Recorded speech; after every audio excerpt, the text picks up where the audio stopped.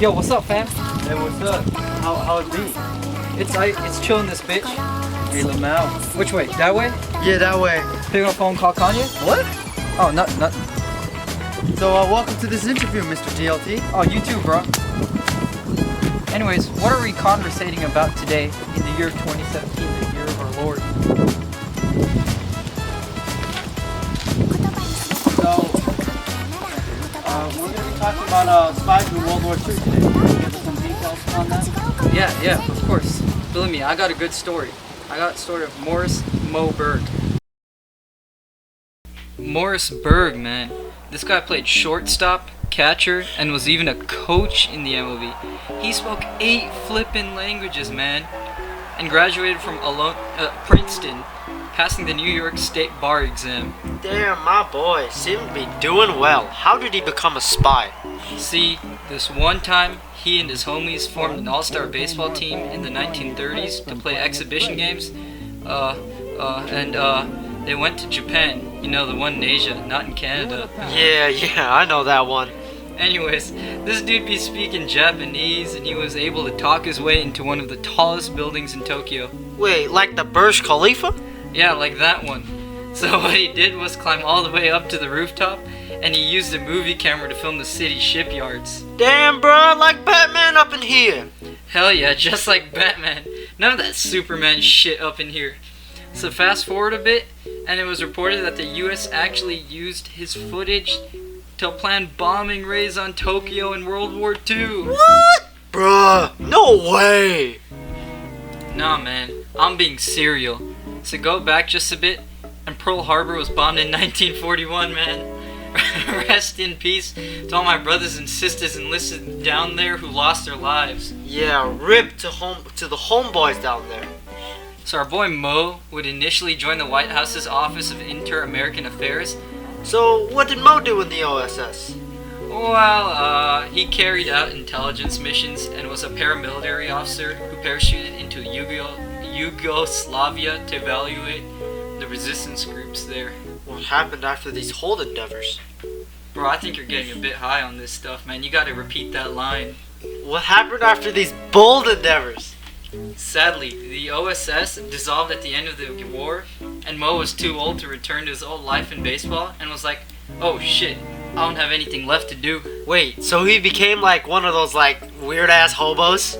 Well, fortunately for him, NATO came calling, and they were like, hey bro, we need some people with experience to join our staff.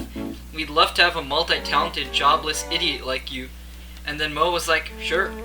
So NATO, after hiring him, was like, man, we know all that Area 51 spy shit you was up to, and we need you to go to Germany to see whether or not that nuclear capability. Oh man, we talking about that stuff like the Moab Trump dropped on Afghanistan. Hell nah, bro. We talking about that shit we dropped on Hiroshima and Nagasaki. Anyways, our boy Mo goes to Germany and finds a physicist called Werner Heisenberg, and he wined him, dined him, and 60. Oh, okay, we get the point. So our main guy Mo found out the answer was no. Germany did not have nuclear weapons in circulation, but they were certainly in development. Well, that was interesting. Do you have anything else? Man, this sugar, man, make me feel warm inside. I do. I have this lit bro named Eric Erickson. What a name. Tell us about him. Well, let's see here. Our new man, Eric Erickson, was a Swedish businessman who worked for American intelligence during World War II, not number one, number two, Okay. and primarily spied on the Nazis and their oil. Before the Second World War, he was the owner of an oil tycoon and offered his services when the Second War broke out, and the government delivered. Okay. Erickson pretended to be a Nazi and visited Nazi Germany over 30 times over the course of 1939 to 45. Uh-huh. He befriended a guy named Hermann Göring, one of the leaders of Germany. Uh-huh. Göring then introduced Erickson to another leader named Heinrich Himmler, another member of the Nazi leadership. Uh-huh. And then he granted Erickson the right to travel and study the protection of their synthetic oil. Oh. Bro, let me get some more, man. I need to get some more stuff, bro. This is good stuff. Damn, this is terrible flavor. Erickson then fed that information to the United States to plan bombing raids on the plantations. He played his role so well, he lost all his friends and got blacklisted by the Allies. He lost all his friends and got blacklisted from the Allies, but why? His friends thought he turned to the Nazis, and during the wartime, Americans were very patriotic against the Nazis, quickly making his friends think otherwise, having all his friends repelling from him. His spy act was also so hardcore, it convinced Allied powers he was actually a Nazi. Anyways, however, after the war, he was honored by the U.S. government and was invited to meet the president at the time, Harry S. Truman. Wow. Yeah, I know that guy. No one remembers him for anything, that weird bald-ass dude. His contributions allowed the United States to further their progress against defeating the Nazis.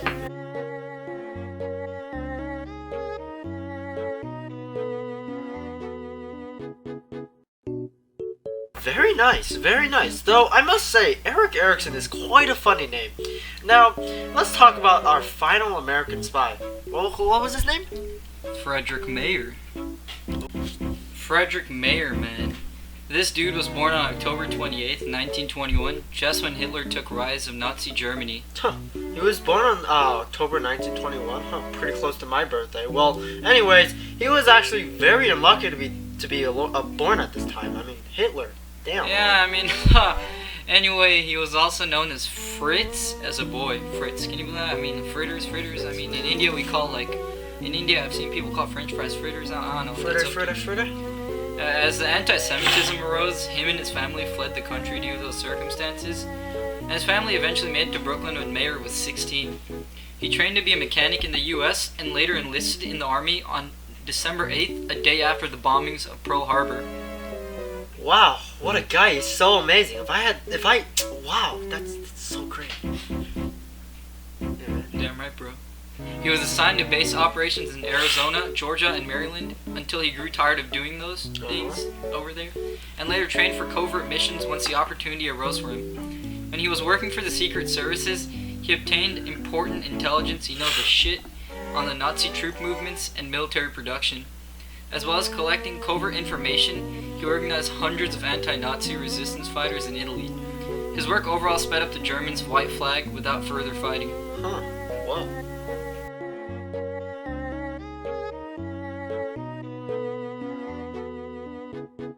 Wow, Ethan. Great moves. Keep it up. Proud of you. Well, we'll see you guys on the next episode. Thanks for watching. And thanks for allowing me to have you today. Peace out, homeboys. No problem, my dude.